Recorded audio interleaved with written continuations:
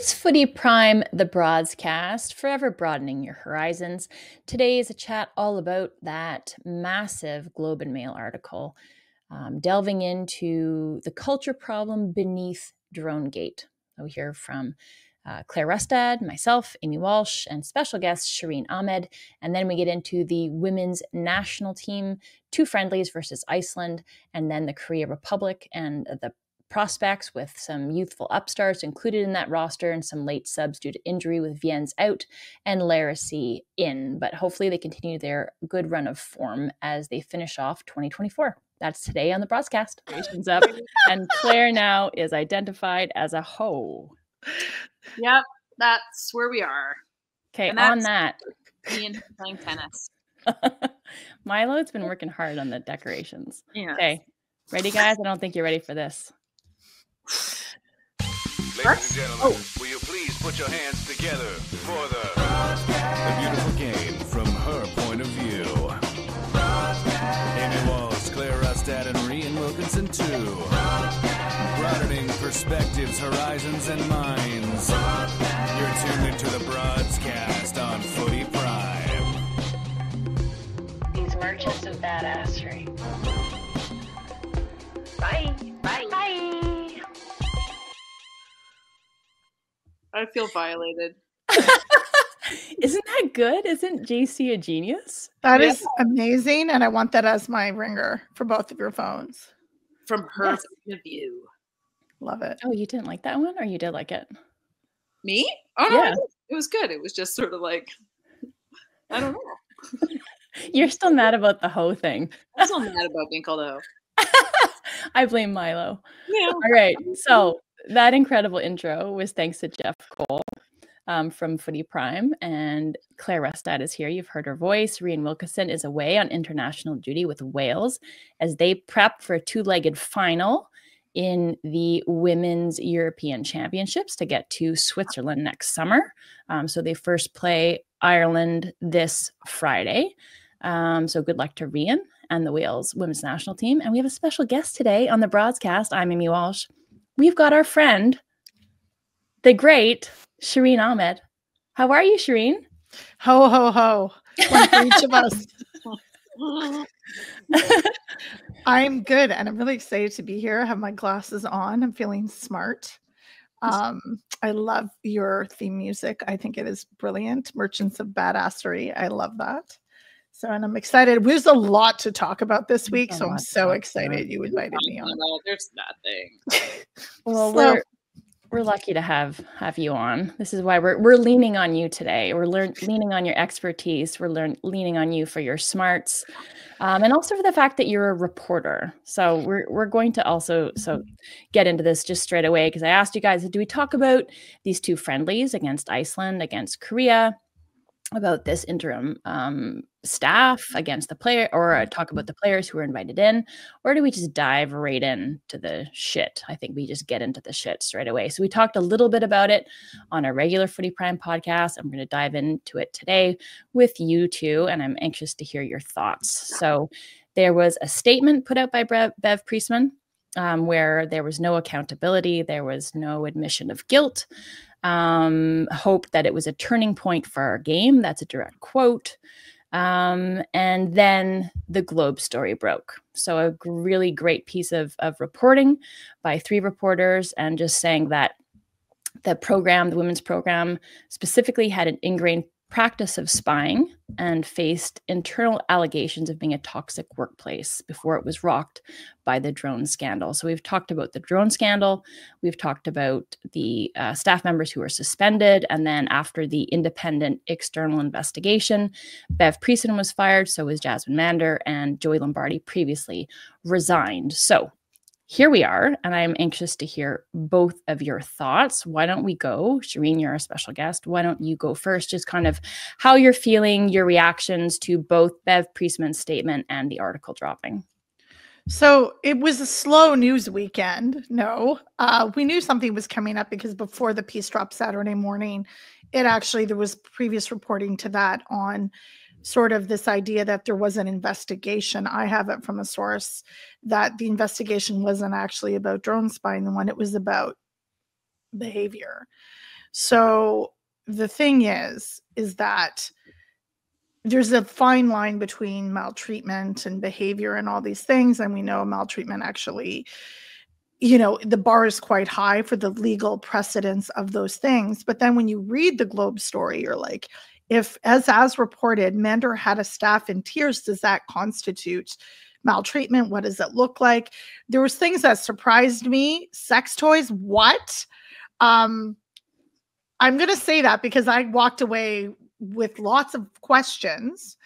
As a journalist only in the view of a journalist did I have these questions, but also with like severe concerns. Like, we know there was a toxic culture of spying that was embedded, but this kind of thing, and the entire weekend, I just kept thinking the players deserve so much better than this. Like, that was my visceral reaction. In addition to questions about accountability.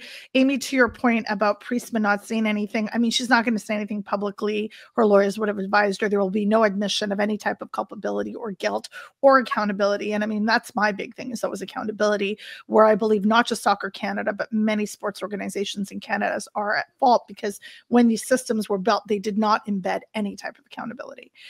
I have questions about Herdman, like, why the fuck is he still employed? Like, I have these kind of questions. And I'm not trying to absolve Bev Priestman or Jasmine Mander or Joey Lombardi for anything, that they've made decisions and they have to stand behind them. Bev Priestman's lawyer actually posted on Sunday morning on LinkedIn, which I shared. Which, can we just interrupt you for a second? What was Claire's visceral reaction to the fact that this was posted on LinkedIn? Go ahead, Claire. My visceral reaction, I was like, people, you can post on LinkedIn? Like, are people still on LinkedIn? I'm like, no. It's like a dating site. I am a social media maven, obviously. I have 400 followers on Instagram. And so clearly I'm an expert in this, but like, LinkedIn, huh?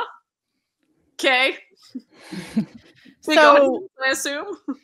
So you need to be on LinkedIn, because you get lots of, like, people get hit on all the time on LinkedIn. I've gotten marriage proposals through LinkedIn. Oh my. Do I need Yes, mostly for my passport, but that's not the point. Single mom Shireen was quite invigorated by my presence on LinkedIn. I have to whatever works. Okay. But yeah, LinkedIn was where it was posted. And the last line was saying that, I think something like, I have to find it. I've got it right here. What was the last line, Amy? It was, yes, this is targeting, designed to discredit and malign a gay woman in professional sports. And that's the thing. This is where I think that legal team is going with our gay client. Like, whether Bev Priestman is gay or not, she still made terrible decisions in her role as leader. Like, the fact that she's gay, to me, doesn't mean anything.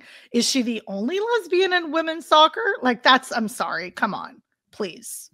But the thing is that this isn't about that. This is about you having a role in power, in leadership, and abusing that role, and really, like, mismanagement and making bad decisions. That's literally what it comes down to for me.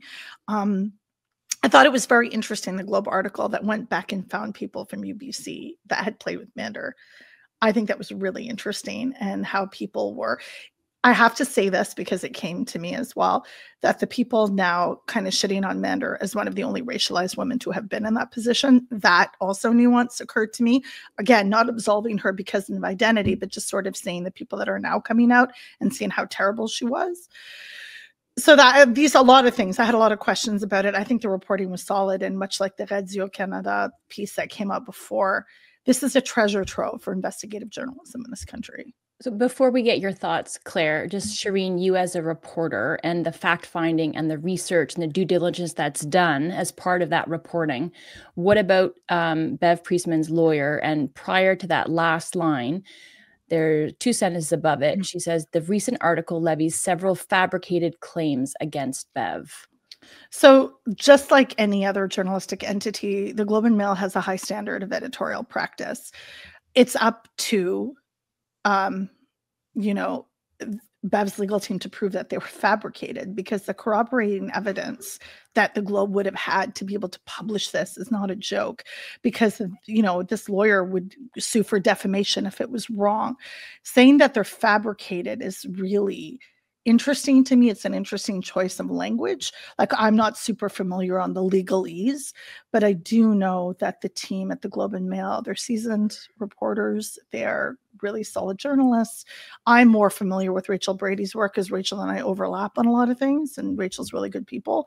But I don't doubt that this group worked really hard, and I definitely know that this piece would have had to go through legal to get it published in the first place.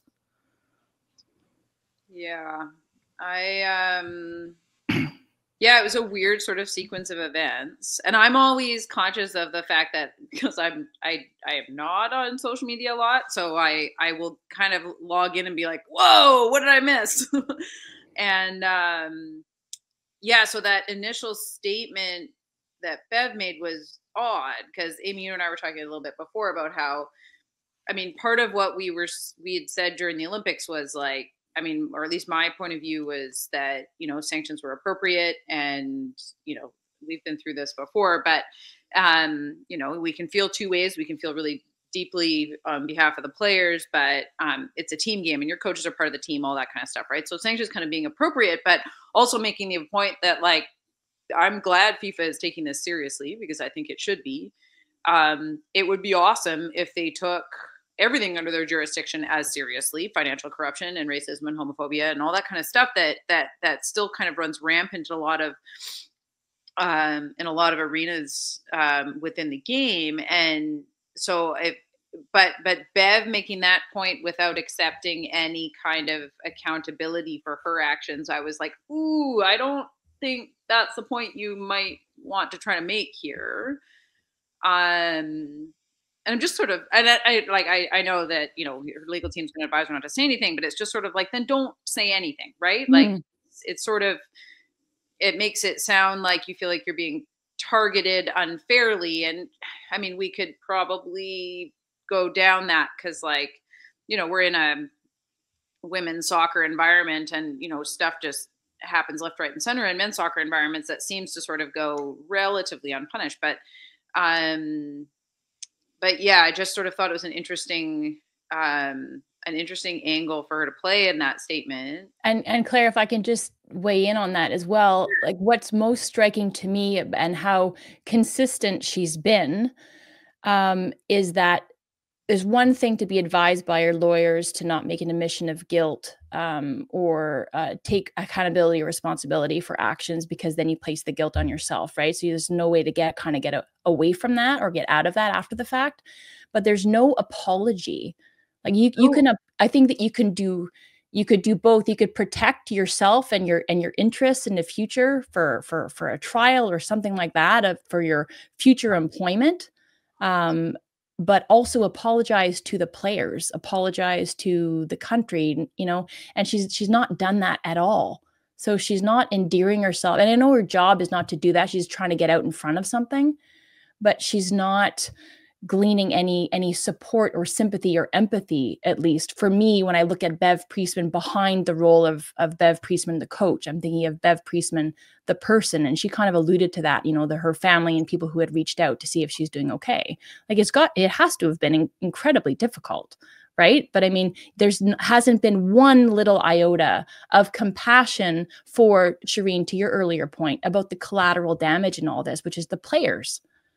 Well, yeah, and it was sort of this almost initially when everything first happened during the games, it was this sort of magnanimous, I'll step back, you know, and sort of take responsibility without taking responsibility, right? Like, yeah, it was I'll take responsibility for the actions of my staff, but I wasn't involved sort of take, and it really just, this almost felt like doubling down on that in some way. And anyway, so, and then you just add on all of the cultural aspects. I thought the article was like a little bit all over the place. I mean, I think it was really well kind of investigated, but kind of bounced around a little bit. But the cultural stuff is relevant and important. And I mean, there's sort of a pervasiveness to the way that alcohol kind of is in our society, but the pervasiveness to seemingly how important it was to the culture on the team within the coaching staff is concerning. Can you make an argument there that because Bev is from Northern England, that's a part of the culture of coaching that she brought in, that was maybe I mean, like, because that is a big part of that particular football culture from that country. Could you make that argument? I mean, I'm not defending, I don't drink at all, but like, and if I was coaching on that staff, for someone like me, it would be really difficult to be embedded in that culture and participate because I don't drink at all, right? Well, exactly. So, I mean, like I think one of the things that women's soccer we tend to pride ourselves on is inclusivity, and like that's a really exclusive culture to cultivate. Anyone who just doesn't drink for whatever reason, right? I mean, you might be pregnant, you might like religious beliefs, you might have a problem with it. Can you imagine if you were someone who actually had a problem with it and you know, sober and trying to kind of like build a career, and all of a sudden this is sort of being forced around you as part of the culture of the, like, there's a toxicity to just that aspect that I don't like, and let alone the fact that it seems to be happening night before games, like, yeah, you know, that it just like I like a beer. I like to go out and have a drink or two and a chat, but it's not about forcing that on anybody else. And like the name itself seems relatively innocuous, right? These match day -1 socials, but they weren't that. They seemed like they were piss ups, and that there was pressure to overconsume and to do other things, and to have sex toys there, and you know that people were made to feel uncomfortable and were put in situations that didn't foster good culture from a staff standpoint. And then mandatory runs the next day, right? When people are presumably hungover or not feeling their best because they've been up late the night before. Is match day -1 really when, like, you know, the players are trying to focus and concentrate and prepare for a match, when the coaches should be doing that? I mean, should you also not be preparing and focusing on the match like that? It just seems like such an odd I don't know what the word is. You both played internationally. Were your coaches out? Do you know if they were out drinking the night when you had to be in your rooms by 9:30, 10? I mean, we didn't know. I mean, but there are meetings taking place, and sometimes the meetings would take place in a conference room when we would have the team meal, or in like not necessarily the pub, but the restaurant of the team hotel, and they would get together, and it might involve a couple of beers, you know, but it wasn't these, I don't know, there wasn't like that atmosphere that the reporting alluded to. And one of the things about this story in particular that had me thinking was this report, or the allegations about toxic behavior, were circulating before the drone stuff started. And that's something that I think is really important to distinguish, was that according to this article, Canada Soccer was aware of some type of, I want to say, misbehavior, or this particular, and that's not the appropriate word for it. It was flagged, right? That there were people who were put in positions where they were feeling coerced or they were feeling uncomfortable, but that wasn't conducive to a healthy work environment, right? But they were made aware of it. But nothing seemingly came of it, because the same people were on staff moving forward. Also, very interested to find out that DeVos's intention to investigate further was maligned and sidetracked because Bev Priestman found out about that investigation. That's something that really concerned me, is there needs to be a place where people can safely report any kind of issue, behavioral or otherwise. And we know again and again that this is not the case with Canada Soccer, that they can't. So, and I'll reiterate this. I don't think it's only Canada Soccer with this problem. I think it's across the board. But that was really to read, that like even attempts to try to fix it or even address it were sidelined. Yeah, and the tacit complicity, right, of the people who were in leadership positions to have been alerted to the fact that there was something happening that lent itself to a toxic culture, and it was allowed to continue on their watch because they were willing. And I don't know, is it because the team won gold? Is it because Bev came on really early on in that year and brought the team to gold, so they were willing to turn a blind eye to it? Do you guys think that's why it was allowed to continue? Or is it just because the culture in the staff, in the leadership positions, and also at Canada Soccer, that there was a lack of healthy culture there, so that DeVos is going to put together an HR handbook instead of acting on where he should be coming down heavy on people and firing people, or at least getting to the bottom of these reports? Remind me when in 2023 this happened, because I have questions about this. Because if DeVos is coming up with an HR handbook, is that a way of acting? Because there was no previous handbook or guidelines. But secondly, this is the exact same time where the players are testifying at the Heritage Committee in February before She Believes. So the timing of this is really important, because the house is already on fire. So he's going to let go of Bev Priestman, who has been a solid kind of person with the players at that time. Like it's just, I have questions about timing, and I wonder, would he have felt, and this is conjecture, I have no idea, I've not asked Jason DeVos about this, would he even feel like it was a smart move to remove Bev, who had been through a high with this team, and maybe he thought she could carry them forward? I have questions about the result in Australia and whether this is somehow tied to that in some capacity. I have a lot of questions. Yeah, I do too, but it's important to note, and I spoke about this on the Footy Prime podcast this morning, that the dichotomy or the juxtaposition of the players playing in She Believes under protest, and the picture of them in the purple t-shirts, right, and it's saying enough. And the evidence for these toga parties, these sex parties, these match day -1 piss ups are exactly the same time. It's February 2023, and that's fucked up, right? And then the timeline for DeVos, and I'm not saying it would have been an easy decision, but you do your due diligence. You know now, you can't unknow, so you follow up. You ask the right questions. You get somebody else in after that other investigation was breached, and you get to the bottom of it instead of writing an HR handbook, right? Like it speaks to me like the need, again, for NSOs, Canada Soccer, people in power, positions of power, to be thinking intentionally and deliberately about their own culture. Like, how are the players able to exist in this bubble? And again, in performing in spite of all the time, where the coaching culture is fucked up and the organizational culture is fucked up. Like, how can we get to a place where people are thinking about this and prioritizing it? Well, how did it take this long?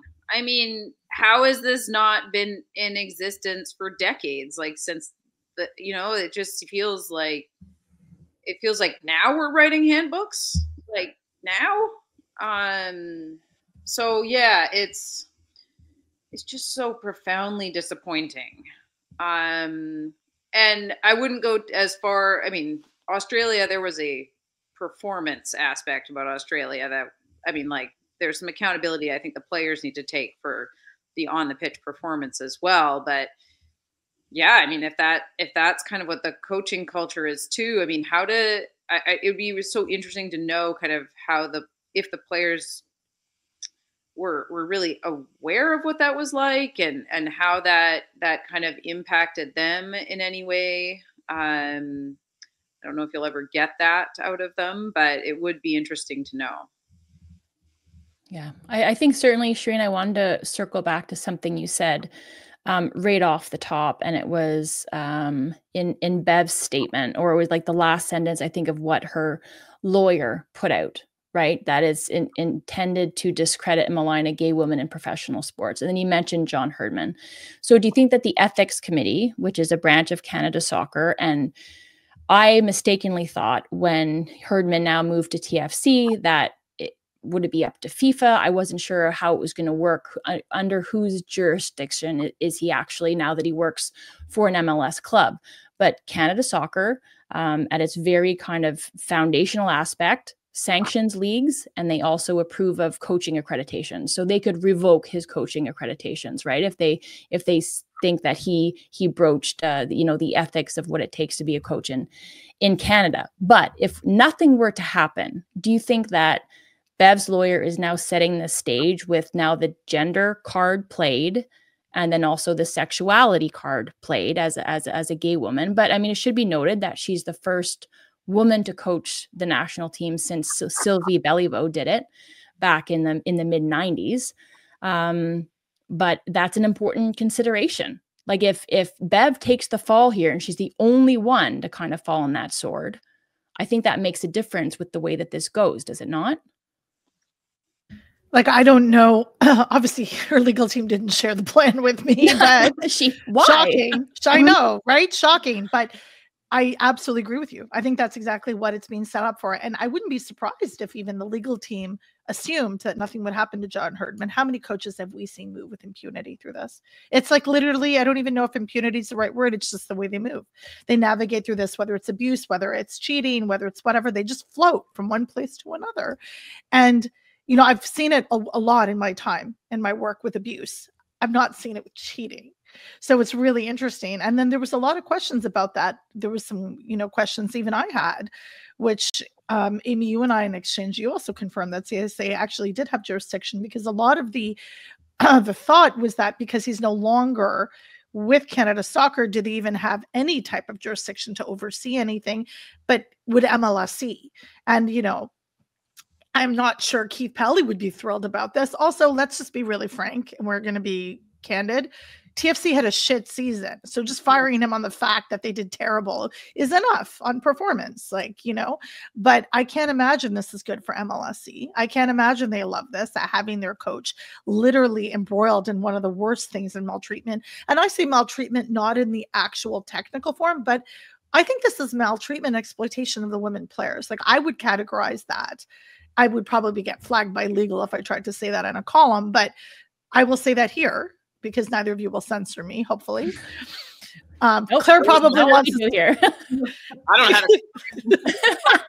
to. But I think that the way that this has played out for the players is abhorrent. And I think there needs to be a point at which, fine, we didn't even have an HR handbook. We don't even have a precedent for firing someone. Like, fuck, the way that this rolled out and affected the players is enough to fire this person. Like, what's it going to take? But to answer your question specifically, Amy, yeah, I think that would definitely be a strategy, that if nothing happens to Herdman, and I right now am 50-50. I mean, I think that if he was going to be fired, it would have already happened by now. Yeah. And then to that point, sorry, Claire, before you weigh in on this, like, there was an additional Globe article, and there was initially a thought that they were going to put, it was voted down, they wanted to put all of this DroneGate to the Heritage Committee, and then it would compel people to come and testify. Mm-hmm. And the federal NDP is planning to submit a new motion that would compel Canada Soccer's leadership to testify before a parliamentary committee in the wake of these fresh allegations. So, I mean, that might push it kind of more than a 50-50, right? Do you think, Claire, that John Herdman would face some tangible consequences for being kind of the ground zero of using drones to spy on opponents? I mean, one would think, but I agree with Shireen. I'm kind of surprised that no consequences have flown his way yet. Well played. I just got it. I don't even get it. The drone flying. On his way. Oh, come on. Did that on purpose. Claire, you're so coy with your humor. Yeah. What? I want it to be funny.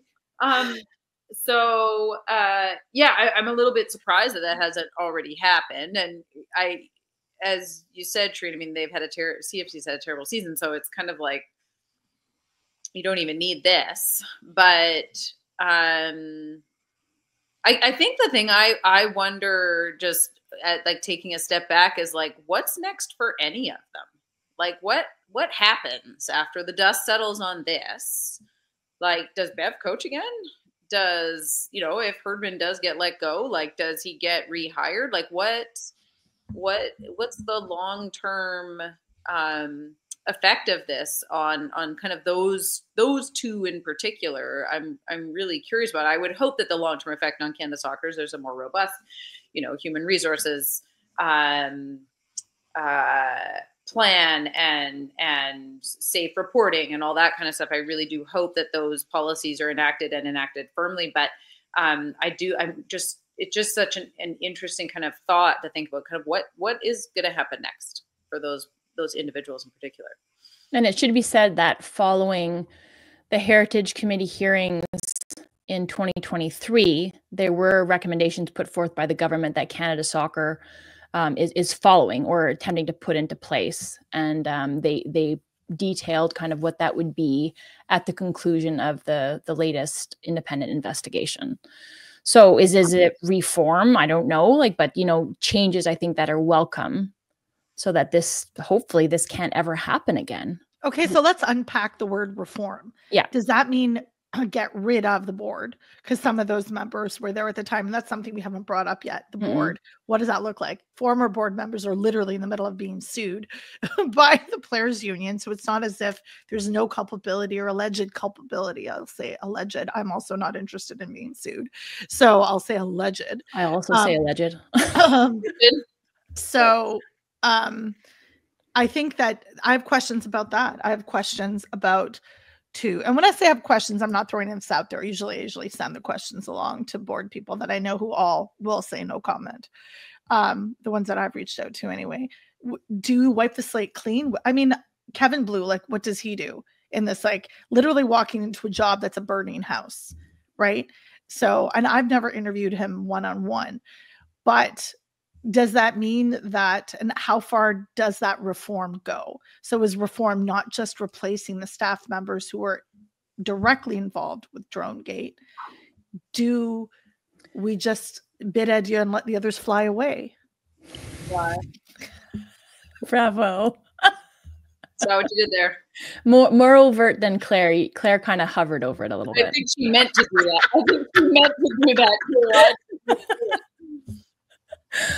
Oh, but that's a good point. I'm not sure about reform, what it will entail. Do you need to get rid of the board?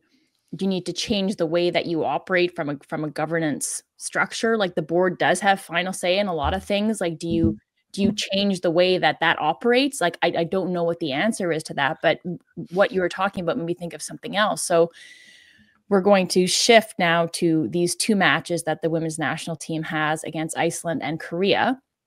But it also includes interim coaching staff. So that made me think about that, Shireen, what you were just talking about. So Cindy Tighe, the head coach of the U20 national team, will be in as interim head coach for the women's national team. But Neil Wood is returning as assistant coach. Katie Collar, who was there last time when they tied Spain, is back, this time as interim assistant coach. Jen Hurst, who has been the goalkeeper and set play coach, I think since her first tournament was the Arnold Clark Cup at the beginning of 2022, if I'm not mistaken. Maurice Bard-Martel, whom I know, she just got hired with the Roses. She's the interim performance analyst. And Andy Spence, now you guys can let me know what you think about this, is unavailable for this camp, but is scheduled to return for the next FIFA window, which is the end of February. Do you think that's a little bit nebulous? Is there any way that any of these staff members who are associated with the previous regime can be back? And is there any way that Spence could be considered for the head coaching job, despite the fact that he had the team's trust throughout the Olympics? Return as what? What do they think? What is he returning as? A butterfly? Pumpkin? Or the head coach? Because I don't know. I mean, I actually thought he did a pretty good job. When he stepped in, I thought he did a pretty good job. But does that matter? I think he's I think I don't really see a way where not everybody on that staff is sort of tainted. I don't I find it really hard to believe that if this comes down through the head coach and everybody, that the assistant coach didn't know. No, I mean, we talked about this. Remember, over the course of the Olympics, you have technical meetings every single day as a member of that staff. So I think it's I don't see a path forward for him within the program. And it seems like a bit of a, you're trying to come down hard on this, rightfully so, from an ethics standpoint. So how do you keep him on? I guess I feel, is he actually going to return? I don't know. What do you think, Shireen? That's my question. Return as what? Yeah. Right. I do realize that maybe not the entire coaching staff was in on all this, but are you guilty by association? Are you guilty by proxy? Like, the other question I have is that I'm thinking in terms of the players, how do they learn to trust again? Oh my gosh. That is a huge question I have. And I had one when I was on a call with Dinah Matheson, who was part of the interim coaching staff against Spain. And I asked that question in the presser, was that, what is it like? And I also, it was reported that Kevin Blue went there to it was around Halloween to sort of create some levity and lighten the mood. But I have a lot of those questions. And will they hire another high performance mental coach, like a sports psych, to come and help? Because whatever team comes in, I hope they're really vetted. Getting back to, you can't just pluck from the same system, because part of the allegations in the Globe were that Emma Humphreys, who coaches under the 17 national team, she's best. And the allegations were that she had implemented drone usage in her coaching. So like, you can't just take from the same thing. Like, there's implications on all of this and moving up through those age ranks to different level programming here. Like, it's just, I wonder, and is it fair to the people that actually are innocent?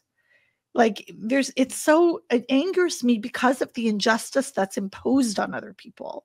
And like, and when I'm like rife with anger, I'm like, just clear house. But is that fair? And what does fairness look like? Can we even assess it? Like, I have so many questions about it. Good things I'm a journalist, because I have so many questions. Yeah. And there is a lot of unknown, but just like the leadership who knew about it and were complicit kind of tacitly because they were passive about it and then didn't act. If you were a staff member and you knew about it, but didn't act and did nothing, but then again, in a way, you're condoning the behavior, are you not? You are, but then there's that power dynamic, like staff people felt, and that's a typical, and Claire, Doc can speak to this, the power dynamic of people that are vulnerable in those situations won't, and if we say that the people in charge of the abuser in this case, allegedly, they don't feel like they can speak up. So are they at fault? Yeah.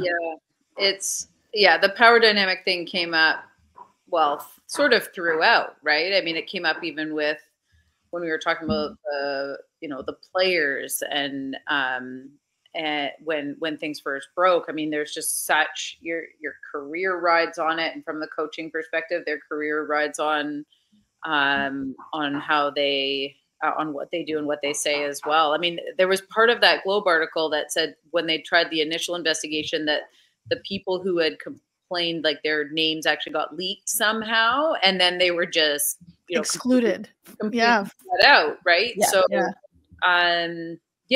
kind of I think the power dynamic thing is not, I mean, that's the whole point about having some kind of safe reporting system, is because you can't really report safely without that, or when there's that kind of dynamic that exists. So I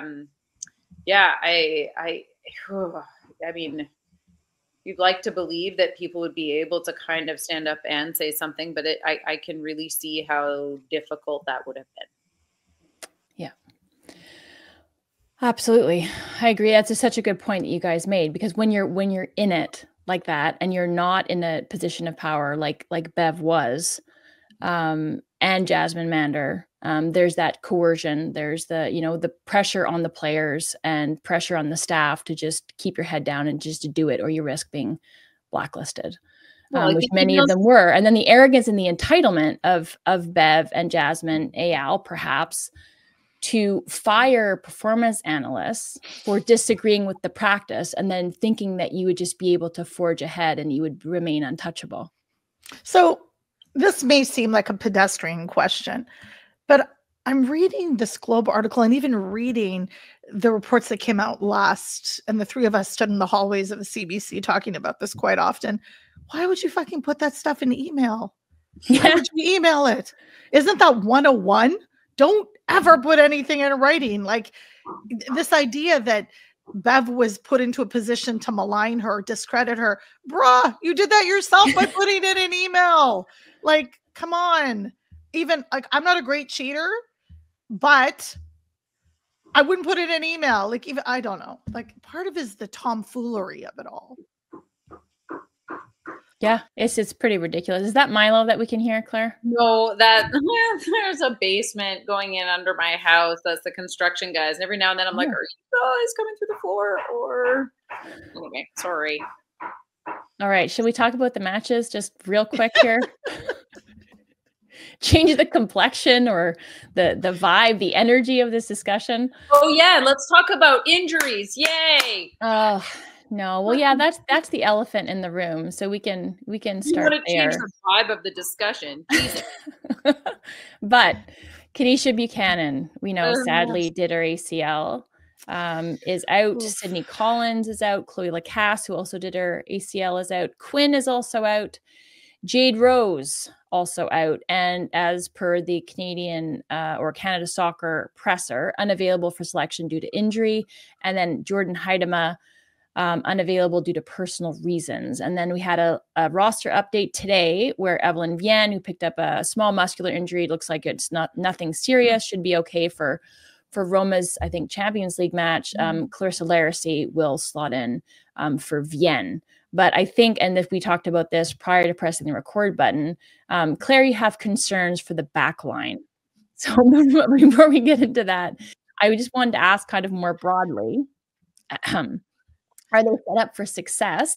Or do you think like these two matches here and the previous window versus Spain, where they did very well? I mean, were basically shelled and kind of hung on, but it was a great, I think, kind of moral victory in a sense to tie the world champs. And then Mimi Alidou and the run by Vienne and then the goal by Alidou to me just spoke volumes and was emblematic of players who were cast aside during the Priestman era.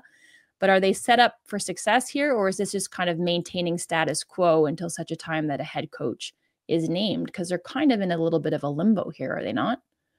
They're I mean, limbo in terms of major tournament timing, but also limbo in terms of coaching staff. But this is, I mean, so anyone's going to get injured. I guess this is the window to do it in.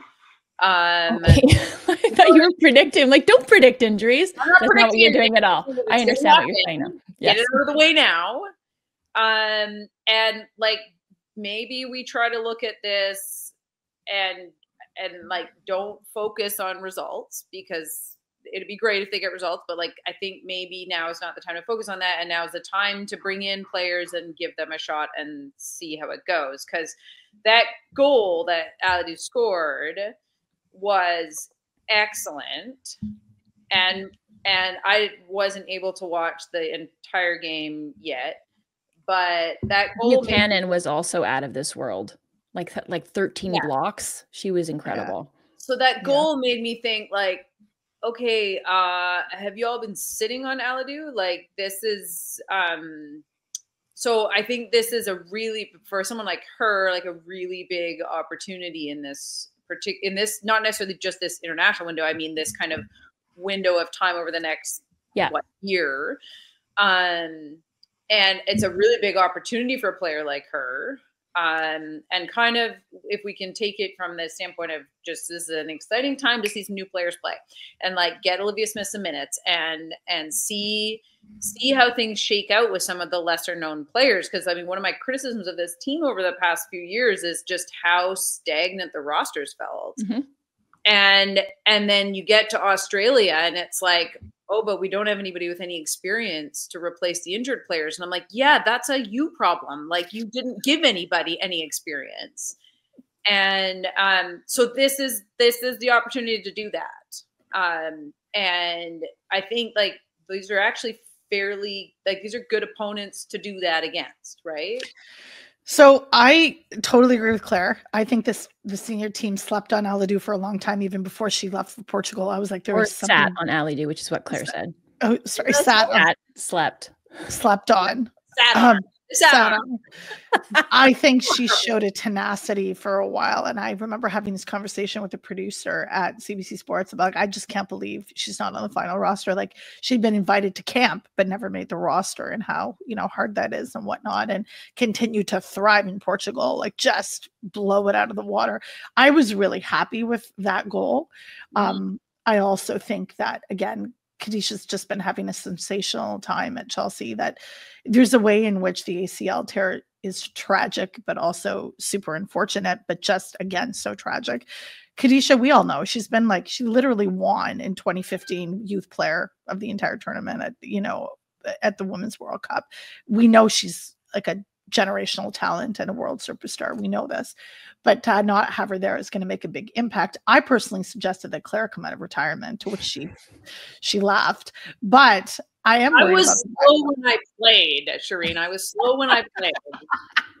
But I agree. I can't believe I'm going to say this. I will say it because I've never said it before. I think a Jessie Marsh approach to coaching and taking and giving the young players, and I don't think I've ever in my entire career or commentary on soccer said we should mimic a male coach in a female program, but his willingness to try the youth, to bring them up, to give them an opportunity, to help build that confidence. And I mean, we saw it a little with Smith, a little bit, but Bev had her favorites. Priestman had her favorites. And remember how long it took us to see Lacasse? It can't even. Disdain for lesser leagues, right? And unwillingness to think outside the box, which is why an approach a la Jessie Marsh would be a breath of fresh air for the women's program. But also an opportunity for a team that is riddled with injuries. Like Cal, same thing. Like she, like exactly. So I think that approach would be really important moving forward. I'm interested to see about how the versatility of some players, like we could see Lawrence on the back line too. Just because she could switch, she could go back, but then again, the back line's not a disaster. We've absolutely seen people step up in ways that are incredible, right? Like we've seen that happen with this team in particular. There's a vulnerability there. I haven't interviewed the players since any of this reporting came out, so really don't know what the mental fortitude looks like. But I think having these opportunities to continue play in that sense of normalcy is also really important. So moving forward, no idea. Probably didn't answer any of your questions. I still like my idea for Claire, though. I think it's a solid idea. That is a crazy idea. Claire, are you there and you mentor? You could be like a special guest. Oh, you could. Interim mentor for the women's national team for the back line. Special guest, what? Fatigue and exhaustion? Like, I mean... Claire, you have a candor that is so desperately missing from this entire place. Claire does have candor. Osteoporotic and just like you could talk about the female athlete triad. Tired mom energy. Yeah. but there are some new faces in there, or like faces that we've seen before and brought back in, like Geneva Hernandez-Gray, Megan Reed from Angel City FC. Mm-hmm. So she's a defender. She became ACFC's first ever Iron Woman in 2022. She played every minute of every regular season match. So that's a defender we might be able to see. And then speaking of Buchanan, because I agree with you, Shireen, like just a resurgence, like just seeming to play with kind of the cliche of old energy, and renewed and kind of invigorated play under Bompastor. And so just gutted for that she did her ACL. But Janet Okeke, who I know from Quebec, played with the NDC here and is from NC State, has a little bit of that Buchanan swagger. And so she's like a ball carrying center back, has that kind of audacity about her play, high risk sometimes, but also very high reward. So I would love to see her get some minutes, especially in the absence of some of those stalwarts on the back line. And also, I was about to say OKK as well, in terms of confidence with which for such a young age. I think Rose missing is really unfortunate too. Like she has a presence and a calmness that I think is really, really incredible for someone who is so young. although with, you know, incredible experience in her university career also has just been, people speak so highly of her. Like one thing I pay attention to is character testimonies as well, and what a solid leader she is, which is desperately warranted on this team. But Nia Rose coming in as well is exciting. So you're right. I do want to give credit. I just hope they see playtime. And I want to give credit to having them young out. It's unfortunate that they only see this with so many injuries, or needs to be a way, and like Claire said, to have a less stagnant roster. With respecting, I mean, then again, Wendy Renard has been playing for France since the inception of the country. So well, it's also Wendy Renard. Well, it's also Wendy Renard, of course. Yes. For Claire, if you're going to make that point. Okay. You know what? Fine. Yes. I also taught Vanessa Gilles a whole lot. Like, I think that's, I mean, Gilles playing there. I am actually really looking forward to Gilles. She has been such a vanguard for this team, and just so like open and honest. And I love watching her play. I get really excited by her. And there's something about, I was never a defender. There's something just about defenders that is so, there's an integrity piece there that I just really love. And I think, you know, building on that would be really important. And I think Canada has a really great history of that, but I want to see where it goes. I'm excited. I'm not going to lie. I'm excited about these two matches. I think they'll be really interesting, because part of me, when Canada did so well with Spain, and I'm like, is Spain okay? Like, what's, you know, what's happening there? Because I always have those questions, and it's unfortunate and probably telltale of the game of women's football that I have to ask, what is the mental and capacity and bandwidth of the team? Like, I'm not just looking technical. I'm like, what's going on there? Have you guys watched that documentary yet? Clips of it. I haven't seen the whole thing because I don't have 90 minutes to sit down for free, but I will be traveling 14 hours on a plane on Sunday, and I will definitely watch it then. It's like downloaded, but I just haven't watched it yet. Yeah, I keep wanting to, and then like my state of mind prevents me from doing it. Like it's going to be heavy, right? It's emotional too. Yeah. You can't watch a horror movie when you're home alone, right? You gotta like pick your moment. I don't watch horror movies. I don't watch them at all. I haven't even watched Get Out. I'm a chicken. I haven't either. There's no way. I won't. Solidarity, Amy. I want to go back to the roster stuff. And okay, let's wrap up with this, because then I have to go tend to my children who I'm hearing above me right now. Right. So just a little plug for playing the backup goalkeepers more. So you're sitting at kind of like one unfortunate injury to Sheridan away from having a backup goalkeeper with, like, what, has Prue played yet? 0 caps? Did she get a half? She might have got a half. Okay, well, you're sitting on a backup goalkeeper with virtually 0 experience, and now is a time to do that, right? And let D'Angelo and Prue play, and gain some of that experience, because that, it's always so. I just don't want to roll into 2027. Yeah, 2027. I was like, that seems far away, but it's not. But I don't want to roll into 2027 and be having this conversation about having a starting goalkeeper with all of the caps and then backup goalkeepers with 0 international experience. So it has to happen, and this is the time to do that. Because as we know, goalkeeping is, like, it's so much about, I mean, well, all of the game is, but I think there's just kind of a unique aspect to goalkeeping that you have to get through playing in real game scenarios, that you can't just get, because we're often sort of isolated in practice, right? They go off and do their own thing for a little bit, and like there's a component of it with real gameplay that I think is just so important. Beyond shot stopping and all that kind of stuff, but just getting used to how your team plays in front of you that you just can't really get in training. And anyway, that's just my little plug.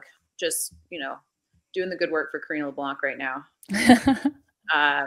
Suggesting that maybe for their consideration, they play their backup goalkeepers. Yeah, a little bit of foresight. So that the first match of the 2 in this window kicks off on Friday. against Iceland. So that is 1 o'clock Eastern time. And then Tuesday, December 3rd against Korea Republic. And that is that is noon Eastern time. So we will see what happens, and we'll see maybe some new players blooded. Maybe we'll see some backup keepers get some meaningful minutes, but it's all important. It's really important that this team didn't kind of lie, or the program didn't lie dormant, that you're still taking steps and talking to these players. And I think not only prioritizing them and saying, like, we value you, we value this program, and we're going to arrange these games, but that you have the people who are in there who are taking care of them. Because I'm with you, Shireen, that it remains a luxury in the women's game that you just have to worry about performance. There's so much outside the pitch that these athletes still have to contend with, unfortunately. I do, before we wrap up, I know you have to go, but I want to thank you, Hose, for just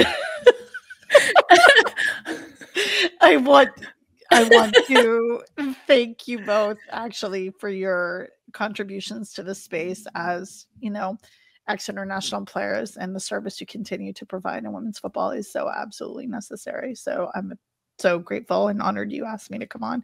But again, thank you from so many people, because your voices are so fucking important here. Thank you, Shireen. You're the original merchant of badassery. You're leading the charge. And I'm also the one with the worst knees out of the three of us. So thank you.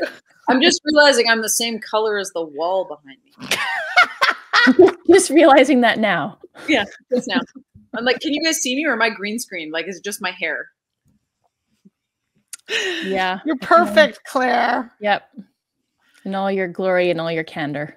Oh, guys. That's been another edition of the Broadcast. We miss you, Ree. Best of luck against Ireland. 30 days out from Christmas, everyone. Ho, ho, ho. From the Broadcast, keep broadening your horizons. Bye. Bye. Bye. Thanks so much, Shireen. No problem. I love you guys. Love you back. Bye.